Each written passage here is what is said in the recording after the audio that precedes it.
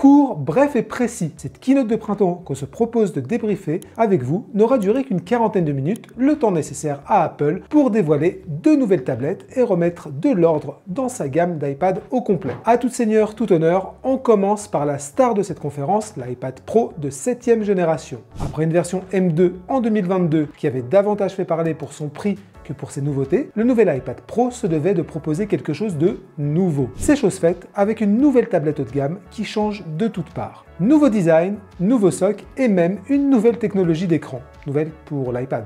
On commence d'ailleurs par cette dernière. L'iPad Pro passe enfin à l'OLED, mais pas n'importe quel OLED, on est chez Apple, donc ici on a du tandem OLED. Concrètement, les ingénieurs d'Apple ont superposé deux panneaux OLED l'un sur l'autre, et donc sur une même tablette. L'intérêt, c'est d'augmenter, de manière un peu artificielle il est vrai, la luminosité de la dalle. Apple annonce 1000 nits de luminosité et même un pic lumineux à 1600 nits en HDR, bon tout ça on va le vérifier en test. Et pour la gestion des reflets, une option permettra d'ajouter sur les versions 1 et 2 Tera, et uniquement celle-ci, un filtre en verre nanotexturé pour rendre l'écran plus mat. Le nouvel iPad Pro inaugure également une nouvelle puce et passe directement de la M2 à la M4.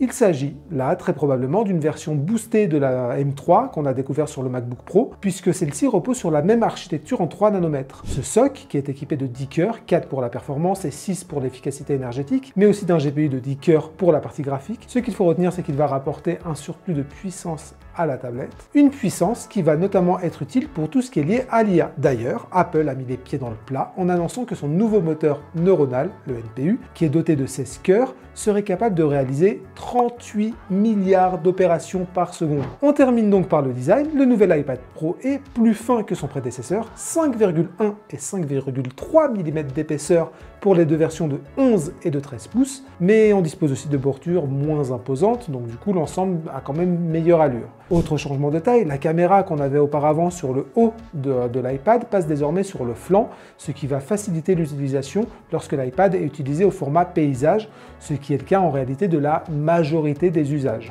Nous avons donc eu droit à une sacrée mise à jour pour la star des iPads. Et bien sûr, tout cela a un prix, et dans ce cas précis, celui-ci, il pique. Globalement, le prix de l'iPad Pro augmente de 100 ou de 150 € selon la taille concernée. On va passer donc du coup à une version 11 pouces qui commence à 1219 € et on va avoir une version 13 pouces qui, elle, débutera à 1569 €. Cette keynote a également vu du changement pour l'iPad Air. Ce changement, pour ce modèle très apprécié des utilisateurs, il peut se résumer en 2 points. D'abord, l'arrivée de la puce M2 qui équipait jusque-là l'iPad Pro. Et surtout, l'arrivée enfin diront certains, d'une version de 13 pouces qui vient compléter l'iPad Air de 11 pouces que nous connaissions déjà. Enfin, comme pour l'iPad Pro, ces deux iPads auront une caméra sur le côté et qui viendra là aussi faciliter l'usage au format paysage. Quid du reste de la gamme? Pas grand chose, puisque ni l'iPad mini, ni l'iPad classique de 10e génération n'ont eu droit à quoi que ce soit. En fait, Apple a simplement ajusté le prix de sa version classique, alors ça a l'air de rien, mais c'est très important finalement, puisque cette version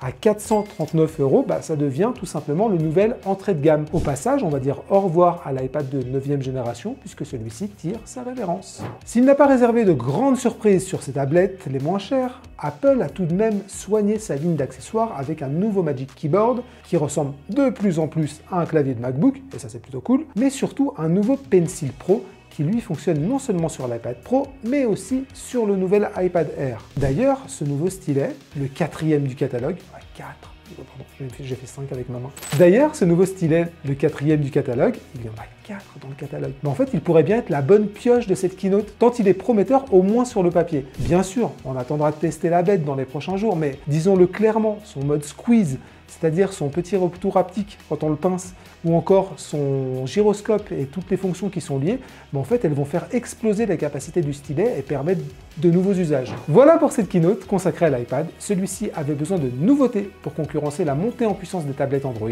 Place désormais au test pour savoir si Apple tient son rang sur ce point. Et pour le prochain événement de la marque à la pomme, on vous donne rendez-vous dans un peu moins d'un mois pour la WWDC.